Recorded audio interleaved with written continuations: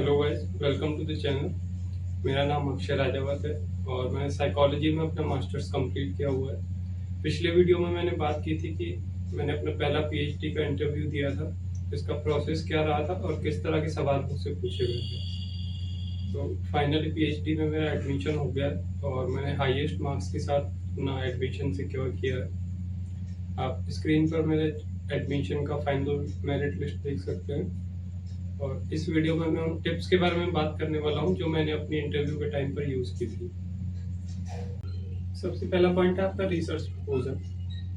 आपको research proposal में लिखी सारी टर्म्स की जानकारी होनी चाहिए, जो भी वेरिएबल्स आपने यूज़ किए हैं उनके डेफिनेशन और उनके टाइप्स, और आप उन्हें किन तरह से मेजर करने वाले हैं। उसके बाद आपकी रिसर्च डिज़ाइन आपने कौन सी यूज़ की है और क्यों यूज़ की है।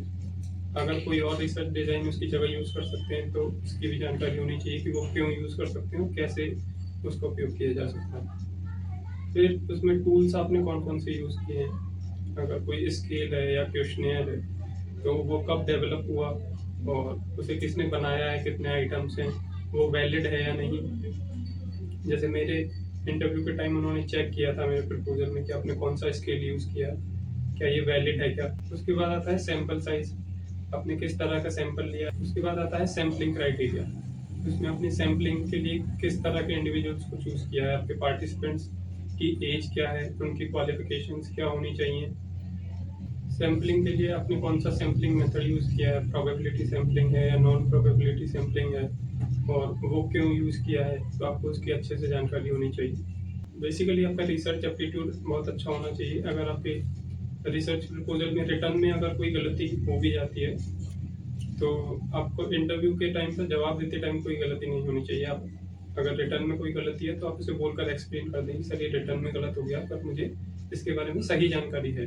करने से ये पता चलता है कि आपने रिटर्न में शायद टाइपिंग मिस्टेक हो गई है या आपने ध्यान नहीं दिया, लेकिन इंटरव्यूअर को ये पता चलता है कि हाँ आपको इस बारे में सही जानकारी है और आप इसे जानते हैं, तो आप आगे इस गलती को सही कर लेंगे। सभी सवालों का जवाब बहुत कॉन्फिडेंस के साथ दें। जैसे आप इंटरव्यूअर आपको कुछ क्वेश्चंस में ट्रिक करने की कोशिश करते हैं, तो वो आंसर्स को चेंज कर देते हैं कि आपने इसकी जगह ये बोला था। जैसे मुझसे पूछा गया था कि बाई सीरियल और पॉइंट बाई सीरियल जो कोरिलेशन है वो क्या होते हैं, उन्हें समझाइए। तो मैंने दोनों समझाया, फिर उन्होंने इंटरचेंज कर दिया दोनों का। पॉइंट बाई सीरियल में दूसरी डेफिनेशन रख दी और बाई सीरियल में दूसरी वाली। तो मुझसे पूछा कि आपने यही बोला था ना, तो मैंने कहा नहीं सर मैंने ये नहीं बोला था। फिर मैंने वापस से उनको समझाया कि सर मैंने इस तरह से पॉइंट बाई सीरियल और बाई सीरियल को आपको डिफाइन किया। वो आपको ट्रिक करने की कोशिश करते हैं। अगर आप उनकी हाँ में हाँ मिला देते हैं तो इससे ये पता चलता है कि आपको जानकारी तो है पर आप कॉन्फिडेंट नहीं है। वैसे में आप सही जवाब भी देते हैं तो वो गलत हो जाएगा। अगर आपको किसी सवाल का जवाब नहीं भी आता है तो आप उनसे साफ शब्दों में ये कहें कि सर मुझे अभी इसके बारे में जानकारी नहीं है, पर मैं आगे इसके बारे में जानकारी ले लूँगा। जैसे इंटरव्यू में एक मैम ने मुझसे पूछा कि आपने इसमें बॉडी इमेज के बारे में लिखा हुआ है रिसर्च प्रपोजल में, तो अभी इंडिया में एक कैंपेन चल रहा है बॉडी शेमिंग के बारे में, क्या आपको उसके बारे में कोई जानकारी है क्या। तो मुझे उसके बारे में उस टाइम पर कोई जानकारी नहीं थी, तो मैंने कहा कि मैं फ़िलहाल मुझे कोई जानकारी नहीं है, पर मैं आगे इसके बारे में सारी जानकारी ले लूँगा।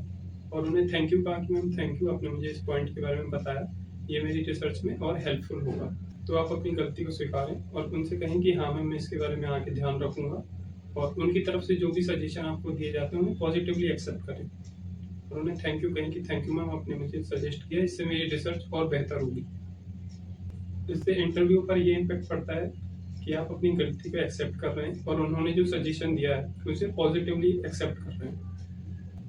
अपनी सभी जगह सिंपल वर्ड्स में टेक्निकल टर्म्स को यूज़ करते हुए दें, और अगर आप कोई एग्जांपल दे रहे हैं तो कोशिश करें कि वो आपके इमीडिएट एनवायरनमेंट से रिलेटेड हो, या आपके इंटरव्यू जो हैं अगर आप ऐसा कर सकते हैं तो उनके रेफरेंस में वो एग्जांपल दें, जिससे आपको समझाने में आसानी होगी और इंटरव्यू उससे बहुत अच्छे से रिलेट कर पाएगा।